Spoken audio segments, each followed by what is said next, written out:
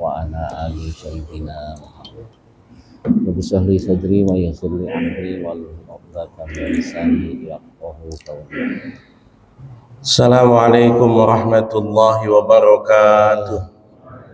Puji syukur kita sampaikan kehadirat Allah Subhanahu wa taala. Alhamdulillah. Pada pagi hari ini seperti biasa Wassalatu wassalamu ala Rasulillah diselenggarakan Sayyidina Muhammadin. Allahumma salli wa sallim wa barik alaihi Ibni Abdillah wa ala alihi wa sahbihi wa mawala mudah-mudahan wa man tabi'ahu ila yaumil qiyamah wa la hawla wa la quwwata illa billahi amma ba'd. mohon mendapat dukungan baik Rabbi shrah li sadri wa yassir li amri maupun wahlul 'uqdatam min lisani yafqahu qawli. share kepada Subhanaka la ilma lana illa ma 'allamtana innaka antal alimul hakim. Allahumma inna na'udzubika min ilmin la yanfa' wa min qalbin la yakhsha di Masjid Kuba. wa min amalin la yurfa' wa min du'ain la yustajabu lah. Hadirin jamaah taklim Sabtu subuh Masjid Kuba yang mudah-mudahan dirahmati oleh Allah Subhanahu wa taala. Amin amin Allahumma amin. Alhamdulillah, pada subuh pagi ini kita bisa sama-sama berjamaah. Mudah-mudahan apapun ibadah kita diterima oleh Allah Subhanahu wa taala. Amin. Dan mari sama-sama kita niati i'tikaf kita ini dengan niatan talabul ilm. Kita doakan pula mudah-mudahan pengurus DKM yang baru bisa menjadikan kegiatan masjid lebih makmur lagi. Amin. Masuk dalam kategori innama ya'muru masajidallah man amana billahi wal yawmil akhir wa aqamas salata wa ataz zakat wa lam yakhsha illallah fa ulaika asayakunu minal muhtadin. Kita akan membahas tentang qaul sahabi, pendapat para sahabat. Siapa itu sahabat? Apa urgensi pendapat sahabat? Bagaimana pendapat sahabat itu kemudian membentuk atau mempengaruhi pemikiran dinamika dalam hukum Islam? Yang paling pertama, pengertian sahabat dulu.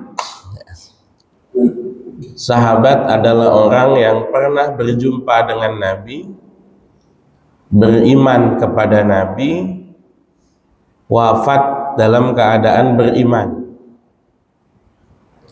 Bukan sekedar ketemu Nabi, bukan. Kalau sekedar ketemu Nabi, Abu Jahal juga ketemu Nabi.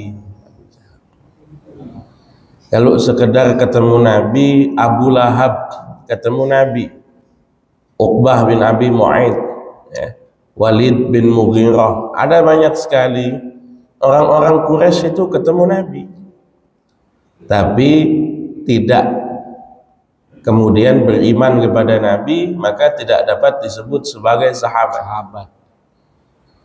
Sebaliknya juga sama, banyak orang beriman kepada Nabi di masa Nabi, tapi belum pernah ketemu dengan Nabi, belum pernah.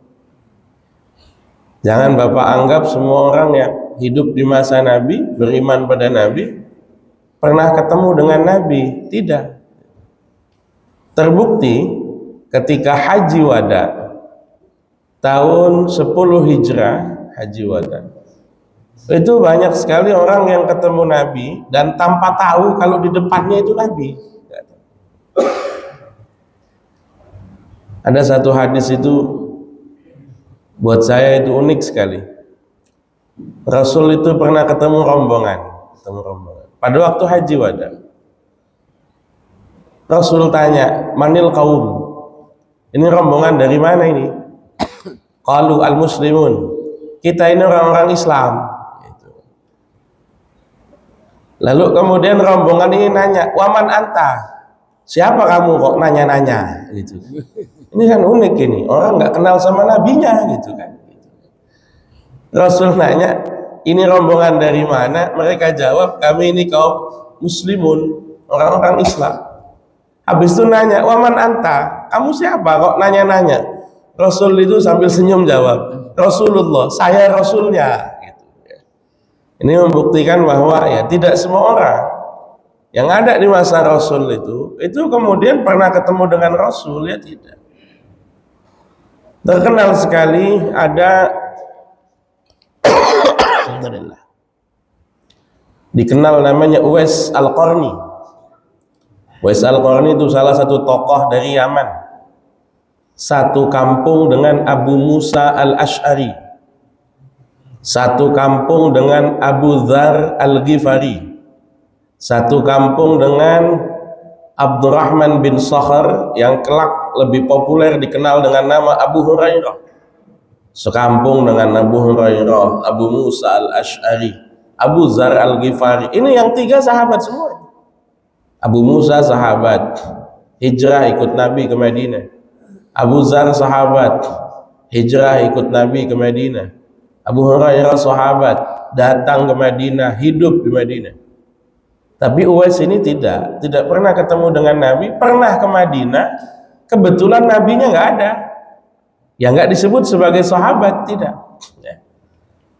Jadi orang yang berjumpa dengan Nabi, beriman kepada Nabi, dan syarat yang paling penting wafat dalam keadaan beriman. Tiga itu ya. Jumpa dengan Nabi, iman dengan Nabi, wafat dalam keadaan beriman. Ada beberapa orang yang Masya Allah sudah ketemu Nabi, sudah iman sama Nabi, tapi ternyata memutuskan untuk murtad di akhir hayatnya. Ada beberapa, ya tidak kita sebut sebagai sahabat. Sebagai orang yang ketemu Nabi, iya. Sebagai pernah beriman kepada Nabi, iya. Tapi sebagai sahabat, tidak. Kalau ada pertanyaan berapa jumlah sahabat, itu tidak pernah ada ungkapan yang pasti ya. Kalau dalam bahasa Imam Bukhari itu tufiya Rasulullah sallallahu alaihi wasallam was-sahaba muntashirun wa laysa bainahum kitabun jami'. Rasul wafat itu sahabat itu banyak, yang enggak ada catatannya, enggak ada. Yang kita kenal itu hanya 0% saja dari jumlah sahabat itu. Rasul itu pernah bikin sensus, pernah. Awal pertama kali di Madinah, Rasul pernah bikin sensus orang Islam. Diriwayatkan tahun pertama Rasul sampai Madinah itu, Rasul pernah menghitung. Ya kalau sekarang sensus lah. Orang Islam itu laki-laki, perempuan, tua, muda, anak kecil begitu ya. Dewasa dihitung semua ada kira-kira 1.500. Ada kira-kira 1.500 jiwa kira-kira. Itu di masa awal di Madinah. Nah ketika Rasul wafat itu, kalau kita lihat saja peperangan terakhir, akhir-akhir ya, misalnya Tabuk itu 10 ribuan sudah sahabat ya. Jadi ada yang bilang jumlah sahabat itu ada yang bilang 90.000, ada yang bilang 124.000. Pertanyaannya, adakah nama-nama 124.000 itu tercatat atau diketahui orang? Enggak. Saya punya beberapa kitab ensiklopedia nama-nama sahabat Nabi. Itu saya cek daftar isinya. Enggak, saya belum baca semuanya. Belum baca. Itu berjilid-jilid itu ya. Saya ya baca daftar isinya lah minimal. Punya buku itu, punya kitab itu, pernah baca daftar isinya minimal. Ada ulama namanya Ibnu Abdul Bar, itu kemudian mencatat, memuat biografi sekitar 4.225 sahabat. Ada Imam Ibnul Athir punya kitab namanya Usudul Ghobah. Usud itu jamak dari asad, artinya macan. Ghobah itu hutan. Itu memuat biografi sekitar 7.554 sahabat. Atau ada Ibnu Hajar Al-Asqalani punya kitab namanya Al-Isabah fi Tamyiz Sahabah, ini yang paling banyak, 12.267 nama. Itu pun banyak di antara nama-nama itu hanya nyebut namanya ini pernah bersahabat dengan Nabi, gitu doang. Nah dari 12.000 katakan, yang bapak-bapak kira-kira hafal namanya berapa? Jangan-jangan nggak sampai ngabisin jari tangan dan kaki gitu kan. Ketika ketemu Abu Bakar, Umar, Utsman, Ali udah diem itu, udah wah siapa lagi nih sahabat gitu kan ya, mentok itu paling ya 10 sahabat al-mubasysyirina bil jannah yang pernah diberitakan Nabi kabar gembira masuk surga. Itu siapa? Udah bingung itu kadang-kadang. Belum istri-istri Nabi, wanita 13 orang yang pernah dinikahi sama Nabi siapa saja, belum keluarganya Nabi, dan belum yang lain-lainnya. Oke, dari sahabat ini nanti ada namanya hadis mauquf.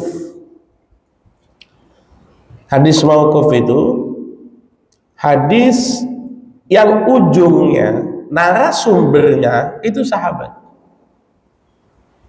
Kita biasa kalau belajar hadis itu membagi hadis berdasarkan ujung informasi.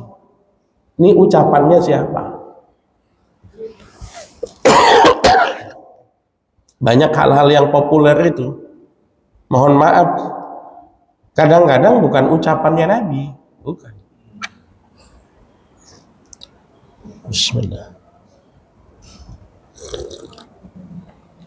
Ada populer dianggap hadis, ya memang kita sebutnya hadis, cuma nanti bukan hadis yang bersumber dari Nabi itu. Misalnya populer, ad-dunya mazra'atul akhirah. Ad-dunya mazra'atul akhirah. Dunia itu adalah ladang amalnya akhirat. Maknanya betul itu, maknanya betul. Cuma masalahnya itu yang ngomong itu bukan Nabi. Seberapa sering khatib Jumat itu nyampaikan sebagaimana sabda Nabi Muhammad SAW, ad-dunya mazra'atul akhirah. Atau yang paling populer juga, hubbud dunya ra'su kulli khati'atin. Sebagaimana sabda Nabi, hubbud dunya ra'su kulli khati'atin, cinta dunia adalah pangkal dari segala macam keburukan. Loh, kalau maknanya nggak salah, itu senada dengan Al-Quran. Zuyyina linnasi hubbus syahawati minan nisa wal banin wal qanatiril muqaddar. Itu maknanya benar. Cuman yang salah itu, lah kok disebut itu ucapan Nabi, itu yang salah. Ya. Itu ucapan dari tabi'in, bahkan lebih jauh lagi, bukan generasi sahabat, bukan. Itu ungkapan, ungkapannya Hasan al-Basri. Hasan al-Basri itu ketemu Nabi saja nggak pernah. Ketemu istri Nabi, ya, ketemu dengan Ummu Salamah. Ketemu dengan Ali bin Abi Thalib, ya, tapi kalau ketemu Nabi nggak pernah. Meskipun alim luar biasa, Hasan al-Basri. Nah, ini saya contohkan beberapa di sini. Ini yang hadis, baik itu ucapan, perbuatan, atau ketetapan yang disandarkan hanya kepada sahabat. Misalnya, ada hadis populer riwayat Imam Tirmidzi, ad-du'a'u mauqufun bainas sama'i wal ardh la yas'adu syai'un hatta yusalla 'alan nabi. Doa itu terhenti di antara langit dan bumi, tidak bisa naik sedikit pun sebelum dibacakan sholawat untuk Nabi. Makanya adabnya orang doa itu muji Allah, muji Nabi, baru minta. Muji Allah dulu. Nah, adabnya doa itu muji Allah dulu. Alhamdulillah hamdan katsiran thayyiban kama hamda yuwafi ni'amahu hamda syakirin hamdan naimin hamdal awwalin. Puji Allah dulu, puji Allah. Perhatikan doa-doanya Nabi, indah sekali, puji Allah. Nggak ada itu doa-doa to the point, itu nggak ada. Ya Allah, kalau rezeki di langit turunin, kalau di bumi keluarin, kalau jauh deketin, kalau dikit banyakin, kalau nggak ada adain. Ini minta apa begal? harus dapat pokoknya itu. Terbersih. Ya nggak apa-apa, bukan berarti nggak boleh. Itu kan doa favorit bapak-bapak kalau sholat duha gitu kan. Ya nggak apa-apa. Tapi kalau doanya Nabi itu indah, puji Allahnya itu lama. Ya kayak kita bikin proposal lah begitu kan. Nah, jadi kemudian apa namanya ya doain apa namanya pemberi donasi segala macam gitu. Doa itu kata Umar bin Khattab terhenti antara langit dan bumi, nggak bisa naik sebelum dibacakan sholawat kepada Nabi. Jadi doa yang penasaran ini nggak naik-naik ini doanya. Atau Ali bin Abi Thalib itu pernah sholat kusuf 10 kali ruku dengan 4 sujud, 2 rakaat 10 kali ruku. Berarti 1 rakaatnya 5 kali ruku. Kita yang umum 1 rakaat itu 2 kali ruku. Jadi sholat gerhana itu ada riwayat 1 rakaat 1 ruku, 1 rakaat 2 ruku, 1 rakaat 3 ruku, 1 rakaat 4 ruku, 1 rakaat 5 ruku. Alhamdulillah.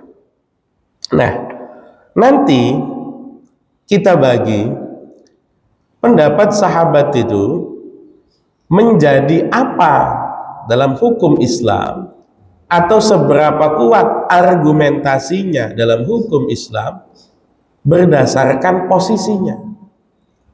Apakah sekedar pendapat sahabat, ataukah nanti menjadi kesepakatan, ataukah awalnya hanya pendapat individu lalu kemudian diikuti oleh yang lain, ataukah ternyata terjadi pertentangan pendapat antar para sahabat, ataukah nanti sahabat diam, ya tidak kemudian sepakat tapi tidak mengingkari.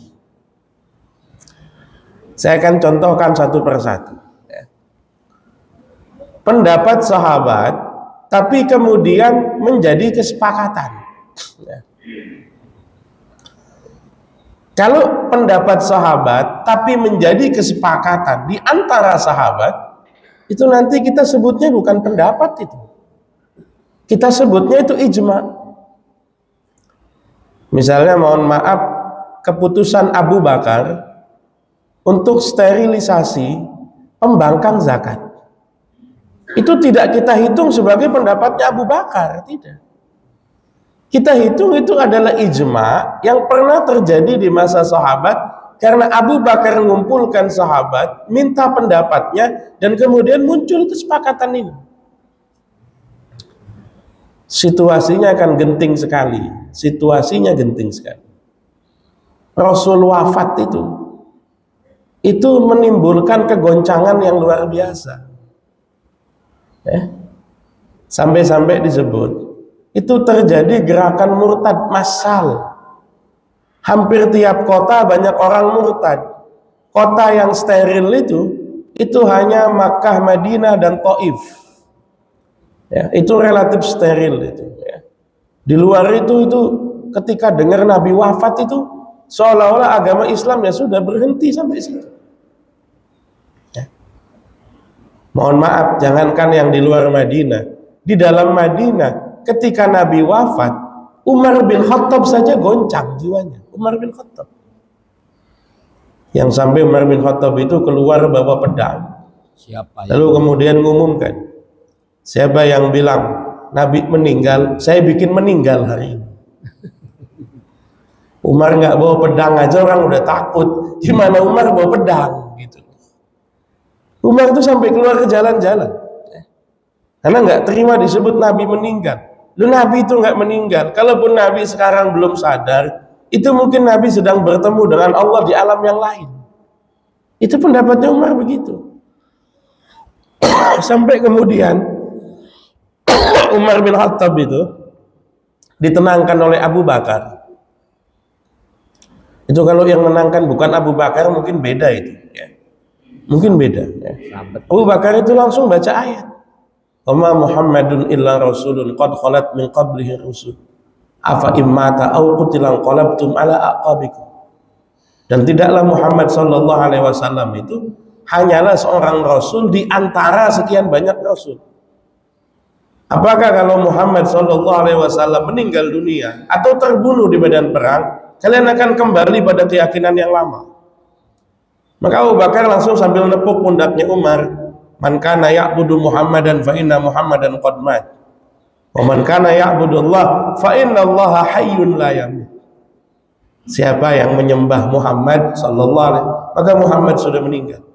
Tapi kalau siapa yang menyembah Allah, Allah selalu hidup, tidak akan mengalami kematian. Allahu la ilaha illa huwal hayyul qayyum la ta'khudhuhu sinatun wa la nawm. Baru reda itu, emosinya Umar reda itu. Itu keadaannya genting sekali itu. Abu Bakar dibaiat menjadi khalifah, dibaiat jadi khalifah. Lalu kemudian kan terjadi gerakan murtad massal.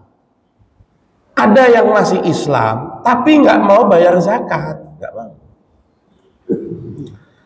Zakat itu salah satu instrumen. Kalau zaman sekarang itu salah satu pos pendapatan APBN, zakat itu. Ya. Karena nanti ada pos yang namanya fisabilillah. Fisabilillah itu yang ngelola itu imam itu. Ya meskipun tasarrufnya, distribusinya juga imam. Ya. Fakir miskin itu berhak menerima zakat, tapi bukan kemudian random, bukan. Itu imam. Karena nanti yang bagi zakat ada yang namanya amil. Amil itu bukan nunjuk sendiri. Amil itu legalitas. Amil itu diangkat oleh imam, Yang dimaksud imam di sini bukan imam sholat, bukan. Yang dimaksud imam itu ya penguasa, Pemimpin. Maka kebayang bagaimana goncangnya keuangan negara. Ya. Ketika itu belum ada Baitul Mal, belum ada. Baitul Mal itu baru ada di masa Umar bin Khattab. Dibentuk Baitul Mal untuk nampung zakat, nampung ghanimah, nampung fae, nampung salab, nampung anfal, nampung usyur, nampung kharaj, nampung jizyah. Itu nanti di masa Umar bin Khattab. Maka Abu Bakar kemudian ngumpulin sahabat. Ini yang nggak mau zakat nih diapain, gitu kan? Yang nggak mau zakat nih diapain?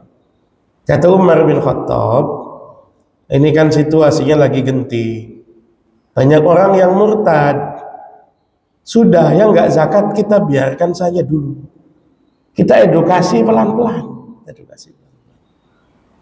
Ini unik. Umar itu biasanya keras. Tapi ketika itu Umar itu bilangnya, kita santai saja, kita edukasi pelan-pelan. Karena situasinya lagi banyak orang murtad. Abu Bakar yang biasanya itu santai, ketika jadi khalifah itu tegasnya luar biasa. Kata Abu Bakar, lo kok santai-santai? Allah saja tidak pernah membedakan perintah sholat dengan perintah zakat. Ya benar. Sama. Di mana ada ayat wa aqimus sholat, di saat yang sama ada wa atuz zakat. Yuqimunas sholat, yu'tunaz zakat. Meskipun kadang-kadang nggak pakai kata-kata zakat. Alladzina yuqimuna wa yu'minuna bil ghaibi wa yuqimunas sholata wa mimma razaqnahum yunfiqun. Itu maksudnya ya zakat juga, sama. Maka pendapat Abu Bakar itu kemudian disepakati di ruang forum musyawarah itu. Kita sebutnya ijma. Maka kemudian ada kebijakan sterilisasi pembangkang zakat. Itu tidak kita sebut sebagai pendapat Abu Bakar, tidak. Itu kita sebut sebagai ijma, sebagai kesepakatan sahabat. Ijma itu yang menjadi salah satu argumen. Kan ada Al-Quran, ada Sunnah, ada ijma, ada qiyas. Sudah sempat kita bahas. Ada bukan kesepakatan, forumnya tidak ada, pendapat individu, tapi kemudian diamini oleh yang lain ngikuti. Itu kita sebutnya ijma sukuti. Ijma sukuti itu kesepakatan bukan berdasarkan persetujuan, tapi kesepakatan karena yang lain diem, mengamini. Begitu. Kalau kesepakatan itu pendapat satu orang kemudian sepakat ya, sepakat. Ada ucapan iya atau ada ucapan sepakat. Itu ijma.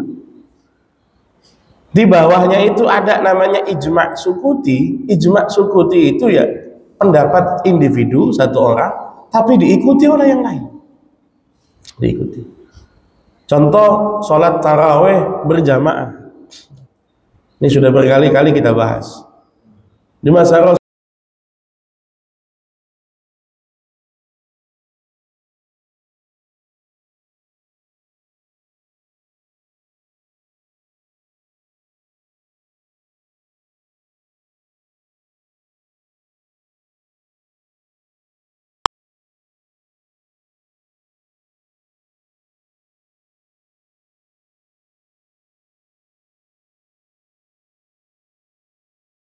ikut Rasul kamu, iya. Kan amalan itu kan pahalanya 10 kali lipat. Jadi kita terawih 3 malam sama aja terawih 30 malam. Oh cerdas, kalau buat malas itu cerdas. Ini kan pendapat Umar bin Khattab dikumpulkan, ditunjuk imam, Ubay bin Ka'ab ngimami 20 rakaat. Sahabat yang lain ngikuti, nggak ada yang protes, tidak ada. Ini kita sebut sebagai ijma sukuti. Ijma sukuti. Ada pendapat sahabat, tapi kira-kira bukan berdasarkan ijtihad, bukan pemikirannya pribadi. Bukan. Ada pendapat sahabat, tapi bukan berdasarkan ijtihad, bukan pemikirannya pribadi. Ini kita anggap sebagai bagian dari sunnah. Tadi yang kita sebut hadis mauquf. Misalnya sahabat menceritakan tentang hari kiamat. Abu Hurairah bilang, besok hari kiamat tuh begini-begini. Dia nggak nyebut Nabi, tidak. Tapi kita mikir loh, emangnya Abu Hurairah ini agen hari kiamat? Kan bukan. Kalau sampai punya informasi sedetail itu, kemungkinan berasal dari Nabi tapi tidak dimention nama nabinya. Itu biasa itu. Biasa. Misalnya mohon maaf, Bapak ketemu dengan Ustadz, dijelaskan sama Ustadz. Misalnya dijelaskan bahwa sunnah membaca istighfar di bulan Rajab, memperbanyak istighfar di bulan Rajab. Itu Bapak dapat dari Ustadz. Tapi Bapak sampaikan sama anak sama istri, Ustadznya nggak disebut. Bulan Rajab ini, kalian yang banyak istighfar ya. Seolah-olah pendapat dia. Padahal bukan. Itu dari Ustadz, cuma nama Ustadznya nggak disebut. Sahabat itu juga kadang-kadang banyak sekali dapat info dari Nabi, tapi karena kegiatannya ngobrol biasa, nama nabinya nggak dimention. Cuman kita akan paham bahwa ini bukan pendapat sahabat, bukan pemikiran dia. Ini kemungkinan pemikiran Nabi, maka akan kita anggap bagian dari sunnah. Tadi kita sebut sebagai hadis mauquf yang berasal dari, contohnya omongan Umar bin Khattab. Doa itu kalau belum dibacakan sholawat, terhenti di antara langit dan bumi.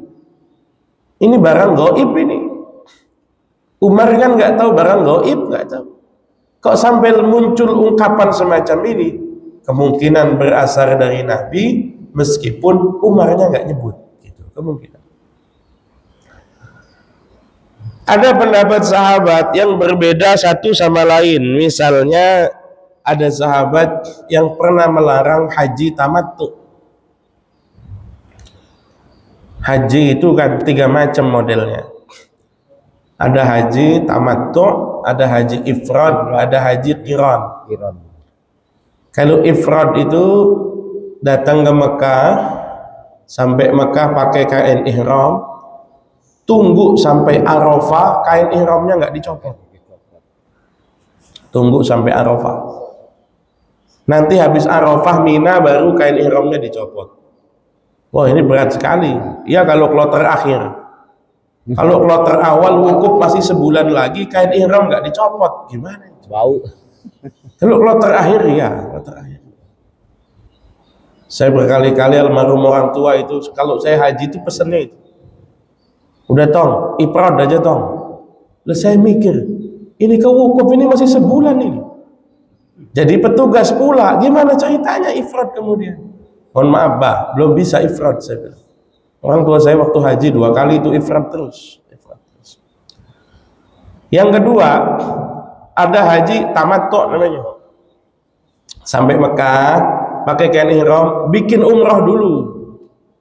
Umroh selesai, tahallul, ganti pakaian bebas. Sampai nanti datang tanggal 8 9 Zulhijjah baru pakai kain ihram lagi. Ini namanya tamattu. Alhamdulillah. Ini yang paling enak, haji paling enak. Tamattu. Tamattu itu cuma nanti bayar dam, potong kambing. Kalau nggak sanggup bayar dam, puasa 10 hari, ya, 3 hari di Mekah, 7 hari di kampung halaman. Saya haji pertama itu haji sandal jepit, berangkat ke Mekah cuman bawa uang $150 itu, sampai Mekah tinggal 10 real, nggak punya duit, tidur di Masjidil Haram. Kalau kedinginan pakai kain ihram. Tasnya saya taruh bukan di loker, nggak mampu saya nyewa loker itu. Tas saya taruh depan kamar mandi di lantai bawah itu. Hilang ya udah biarin, nggak ada duitnya, nggak ada apa-apa. Gitu. Kalau pagi-pagi lapar, pokoknya saya ikut kemana orang hitam lari, gitu aja. Oh lapar ini. Ini kawan-kawan orang hitam pada kemana? Oh pada ke Babus Salam. Oh berarti kita ke Babus Salam. Lagi ada pembagian nasi gitu kan. Jadi pokoknya yang saya jadiin patokan itu orang-orang hitam itu, orang-orang Nigeria. Kemana larinya dia ini? Oh ke sana. Ikut aja udah, antri makan udah. Alhamdulillah nggak pegang duit itu hampir 2 bulan itu, berat badan nambah itu. Model kayak gini beli kambing gimana ceritanya? Yang nggak bisa beli kambing. Nggak bisa. Ya puasa. Tahun 2001 itu haji perdana itu. 2006, 2005, 2006 itu udah agak enak, sudah jadi petugas. Cuman zaman segitu jadi petugas itu gajinya masih mirip sama kuli. Kuli itu 1 hari 70 real. Kita itu 1 hari 90 potong pajak. Yang jadi petugas haji di bawah tahun 2006 itu ngalami ya, jadi petugas itu enak tapi waktu itu capeknya luar biasa. Saya itu sehari 12 jam, kalau ganti shift 18 jam. Kalau ganti shift 18 jam, saya di bandara waktu itu. Kalau awal-awal kloter belum banyak itu. Paling 6-7 kloter santai itu. Tapi kalau sudah menjelang akhir-akhir itu, 1 hari turun tuh 19, 21 kloter. Ya kalau kloter kecil, kloter besar itu 450 orang. Ya kalau muda semuanya, lah banyak yang tua, banyak yang nggak paham bahasa Arab, banyak yang kondisinya kemudian nggak fit. Bapak bayangin orang-orang dari Papua itu pergi haji kan nggak ada embarkasi, embarkasinya Makassar, UPG, Ujung Pandang. Nah mereka dari Papua pelosok sampai Jayapura aja udah capek itu pengen terbang aja udah 4 hari capek di perjalanan gitu kan. Makanya wajar begitu sampai Jeddah udah leg lock semua itu, udah capek semua. Saya dulu mikir, orang ini kok turun dari pesawat capek ya? Oh nggak taunya sebelum naik pesawat emang udah capek gitu kan. Itu gajinya waktu itu saya gaji 90 potong pajak. Ya 80 lah. Kuli itu 70, kuli 70. Nah kuli itu nggak 12 jam, 8 jam. Jadi banyakkan kuli tahun itu gajinya gitu. Ya, baru tahun 2011 itu agak mending. Sehari 200 real 1 hari itu. 200 real. Itu haji perdana saya tamattu, itu nggak sanggup beli kambing, nggak sanggup. Ya puasa. Haji kedua sudah jadi petugas cuma gajinya mepet. Beli kambing itu masih sayang. Teman saya ngomong, "Bang, kita puasa aja yuk. Saya bilang, malu kamu, tanda tangan gaji kok masih puasa gitu. Tapi lumayan bang ini, 250 bang. Kita nggak pernah beli kambing sendiri, ini kok beli kambing kita tinggal itu kok sayang banget. Bentar, saya ajarin caranya. Kita bayar dam tapi tetap bisa makan kambing. Gimana caranya? Oke. Kita potong dam bertiga, petugas semua, tapi mahasiswa kere semua ini. Karena kalau yang dari Indonesia petugas kan ikut kloter itu, ya, maksudnya biaya transportasi dapat. Kalau kami kan transportasi enggak ada asuransi, enggak ada uang tinggalan, enggak ada zaman segitu ya, dan enggak dapat apa namanya ongkos pulang. Ya. Maka kemudian saya bilang sama dia, ya udah kita bertiga potong dam di pasar kambing itu. Saya ngomong sama tukang damnya, pisahin dikit-dikit dari kambing ini, tandain mana yang punya saya, mana yang punya kawan saya berdua. Udah kita ambil 3 bungkus itu. Saya bilang ini punya saya. Nanti kita bikin sop. Saya nggak boleh makan sop karena punya saya. Kamu berdua makan sop boleh. Nah yang ini nih, ini punya kamu ya. Nanti bikin sate. Kamu jangan makan sate. Saya boleh makan sate. Kan bukan dam saya, ini dam kamu begitu kan. Nah ini yang ketiga, ini bungkusan ini punya kamu, nanti bikin gulai. Kamu nggak boleh makan gulai. Saya nggak makan sop, tapi makan sate sama gulai, gitu kan? Bisa. Itu namanya rekayasa hukum itu. Ya. Lah ya rekayasa hukum. Ya memang nggak punya duit, mau diapain lagi, gitu kan? Ya. Baru haji ketiga itu duitnya sudah banyak. Itu saya bayar dam utuh, nggak saya ambil itu. Tukang kambingnya masih inget sama saya. Kamu nggak ngambil daging lagi? Enggak, saya udah kaya kata saya, gitu kan? Ya. Tapi ada sahabat itu melarang haji tamattu, ada. Alhamdulillah, melarang haji tamattu. Tapi pendapat sahabat yang melarang haji tamattu ini, itu ya tidak menjadi argumentasi, tidak. Jelas-jelas dalam Al-Quran diperbolehkan. Paman tamatta'a bil umrati ilal hajj, famastaysara minal hajj. Dalam Al-Quran boleh, ya sudah. Tapi pendapat ada yang, ya itu larangan itu mungkin nganggap afdolnya saja. Di antara tamattu, qiran dan ifrad, yang paling bagus itu ifrad. Nah, yang menjadi fokus kita adalah yang terakhir ini, ya, yang terakhir. Pendapat satu sahabat tidak diketahui ada yang mengingkarinya. Ini berbeda dengan yang nomor 2. Kalau yang nomor 2, pendapat individu tapi diikuti oleh yang lain. Itu kita hitungnya semi ijma. Ya. Kalau yang terakhir ini pendapat sahabat tidak diketahui ada yang mengingkari. Misalnya Ibnu Umar itu punya pendapat tayamum itu hanya bisa dipakai buat 1 kali sholat wajib. Saya sholat zuhur, waktu asar belum batal, tapi tadi bukan wudhu, tayamum, maka asar tayamum lagi. Ini beda dengan wudhu.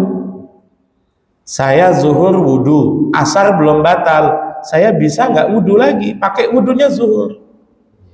Sampai maghrib kok belum batal, ya nggak usah wudhu lagi, masih pakai wudhu zuhur. Sampai isya kok belum batal, ya nggak usah wudhu lagi, pakai wudhunya zuhur, nggak apa-apa. Kalau tayamum nggak bisa. Saya tayamum zuhur, nanti asar harus tayamum lagi. Maghrib meskipun belum batal harus tayamum lagi. Ini bukan pendapat Nabi, ini pendapat Ibnu Umar. Ya tidak diikuti oleh yang lain, tapi juga tidak ada yang mengingkari, tidak ada. Ini ulama berbeda pendapat menyikapinya. Ada yang menganggapnya sebagai hujjah, sebagai argumentasi. Ya. Ada yang menganggapnya tidak.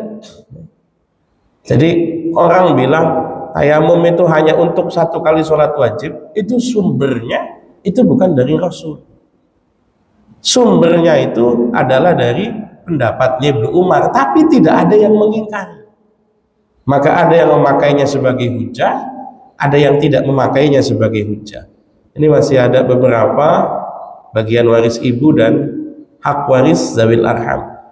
Ini mungkin karena masih panjang bahasannya, saya cukupkan sampai sini. Kalau ada hal-hal yang ingin ditanyakan, tafadhal, silakan. Ya.